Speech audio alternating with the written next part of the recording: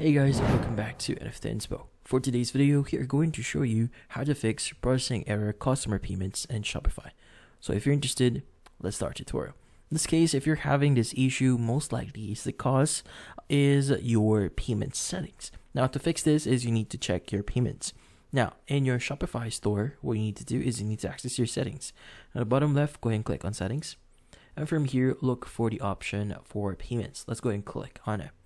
Now from here, if you're using Shopify payments, make sure that you've properly set this up. Like for example, all information that they need are actually submitted, and make sure that all details are actually complete. Now, if you're using additional payment methods here, like for example, PayPal, you can go ahead and click on it and make sure it's actually the connection or the setup process is complete. Now, if you see pending here, it means it's not fully set up. Make sure it's actually completed, or it says complete here.